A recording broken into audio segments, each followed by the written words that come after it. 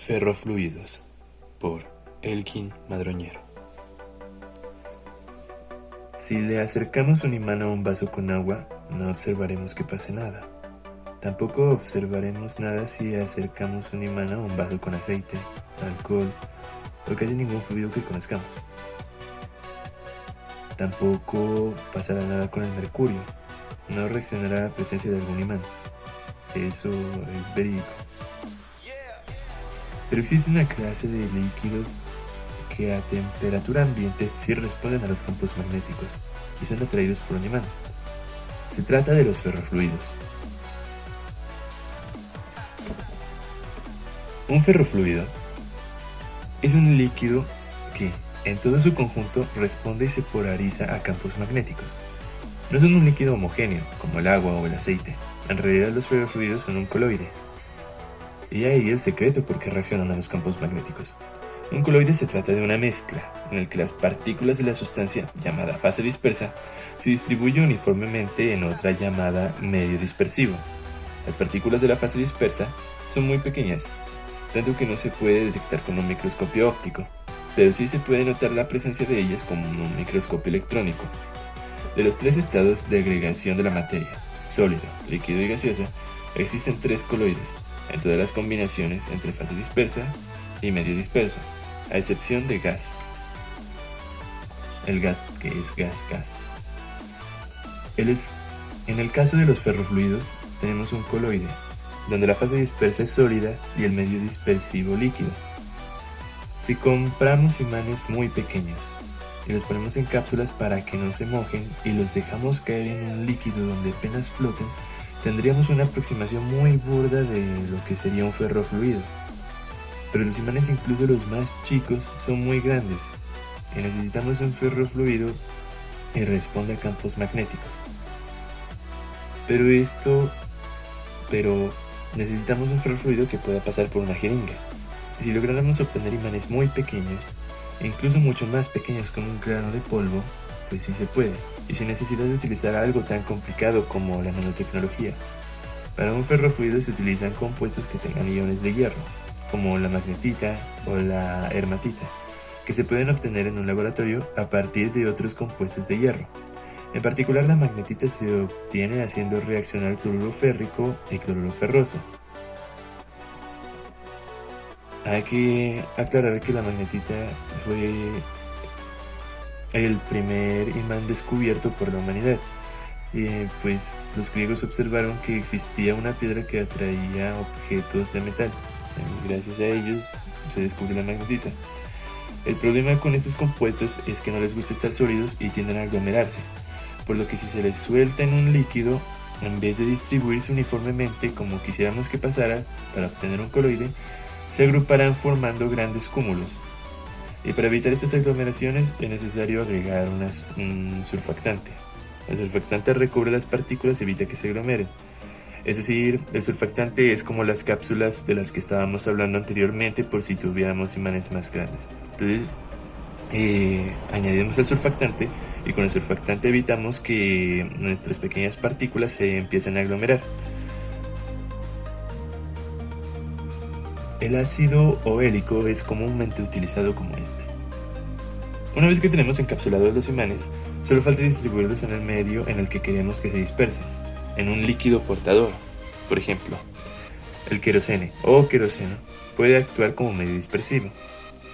Entonces, para un ferrofluido necesitamos una partícula que responda al campo magnético, como podría ser la magnetita. Pero no podemos solo tener magnetita y ya para obtener nuestro ferrofluido. Entonces, porque la magnetita tiende a aglomerarse cuando está junta. Entonces necesitamos un tipo de cápsula que encarcele a las partículas de magnetita. Bueno, partículas no, serían como aglomeraciones muy pequeñas de magnetita. Y gracias a estas cápsulas, con lo cual podemos utilizar como queroseno, tenemos de las partículas, medios muy pequeños aislados. Y después solo necesitaríamos nuestro líquido portador. Entonces, una vez que tenemos nuestro líquido portador, nuestras cápsulas encerrando nuestros trozos de magnetita, ya tenemos nuestro ferrofluido, en teoría.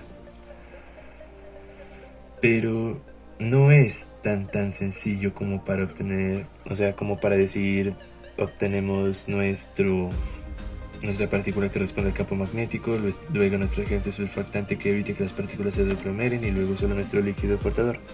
Eso suena muy sencillo, pero se requiere algo más para obtener un ferrofluido estable. El controlar el tamaño de la partícula y evitar que se aglomere son dos de los problemas encontrados. Por ejemplo, el surfactante tiende a descomponerse con el tiempo, haciendo que después de un rato las partículas se aglomeren, y esto deshacería el coloide para dar paso a una suspensión. En la suspensión las fases se separan, por lo que el antes ferrofluido ya no responde como un conjunto de campos magnéticos, sino solo unas partes de la sustancia lo hacen. Y si se vuelve a agitar para tratar de separar las partículas, pues eso no da resultado porque la aglomeración en el tamaño de la partícula ya ha aumentado, y en ese momento el ferrofluido ya no nos servirá, ha muerto. Eso es muy triste, pero un ferrofluido estable tarda unos años en desagradarse, por lo que podemos hablar con tranquilidad de algunas aplicaciones de los ferrofluidos. Los ferrofluidos los podemos utilizar en la medicina, como agentes contrastantes para las resonancias magnéticas. Se utiliza como un disipador de calor, pues la respuesta magnética disminuye con la temperatura, por lo que un elemento magnético a alta temperatura atraerá el ferrofluido frío y con un mecanismo adecuado se puede enfriar dicho dispositivo. Se utilizan para reducir la fricción entre un imán y una superficie. Se utilizan en otros dispositivos como selladores o en instrumentos de medición. Incluso se ha utilizado para estudiar los fenómenos de la biología, que no tienen que ver con el magnetismo. Y sí, porque en 1992 Stefanie Doughty y Abje Schouder dejaron caer gotas de ferrofluido sobre otro líquido expuesto a un campo magnético para explicar el por qué muchas plantas como girasoles, piñas de pino, etc. crecen de forma en espiral, ya que si nosotros jugamos con ferrofluido nos damos cuenta que si nosotros ponemos un imán bastante grande en la parte de arriba, el ferrofluido tiende a tomar una forma en espiral también. Entonces, gracias a esto, en la biología se ha utilizado para estudiar el por qué el crecimiento de algunas plantas también ha sido de esta forma. Por último, cabe mencionar que aunque respondan los campos magnéticos y a pesar de que sus partículas sean compuestas con hierro, los ferrofluidos son metales paramagnéticos, es decir, solo responden cuando existe un campo magnético externo. No se imantan ni tienen memoria de un imán que haya pasado cerca de ellos, a diferencia de, por ejemplo, los clips, porque si pegamos un imán a un clip, lo retiramos y podemos utilizar el clip para atraer otros clips, debido a que los clips guardan la memoria del imán, pero los ferrofluidos no funcionan así. Un fluido que reacciona a campos magnéticos padre y, como ya vimos, tiene muchas aplicaciones. Entonces nosotros, como estudiantes de ingeniería mecatrónica, podemos utilizarlo para lo siguiente. Una aplicación que le podríamos dar agregándole un poquito de programación es en donde, bueno, tenemos nuestro ferrofluido, o sea, nuestras partículas que se imantan encapsuladas, nuestro líquido, tenemos el ferrofluido listo. Entonces lo agregaríamos en una, por decirlo, una cajita que podría ser como de cristal o de vidrio, donde nuestro ferrofluido no salga, lógicamente. Tendríamos, no sé, unas 4 o 6 bobinas, electroimanes, para ponerlo mejor. Podríamos pegar 6 imanes en una pared de nuestra cápsula, en una pared de nuestra caja en donde está guardado nuestro ferrofluido, por decirlo caja. Una vez que tenemos esto, podemos utilizar los imanes y podemos agregarles una bobina para crear un electroimán para cada imán. Y estos electroimanes, los cuales están conectados a los imanes que están en la pared de nuestra cápsula, de nuestra caja con el ferrofluido, los podemos accionar por medio de relés. Por medio de 6 relés, cada relé va conectado a un electroimán en el cual enciende o apaga un imán dependiendo de la orden que nosotros le demos, desde un Arduino, desde una Raspberry o desde cualquier tipo de controlador que nosotros estemos utilizando. Entonces, gracias a esto, en el momento en el que nosotros mandamos un pulso de 0 y 1 a un electroimán, entonces nosotros podemos crear un tipo de serie de programación como lo hacemos con un juego de LEDs. Lo podemos utilizar de la misma forma para los imanes que nosotros pegamos en la caja de nuestro ferrofluido. Y gracias a esto nosotros podremos hacer como un tipo de programación para hacer que nuestro ferrofluido tome la forma que nosotros queramos.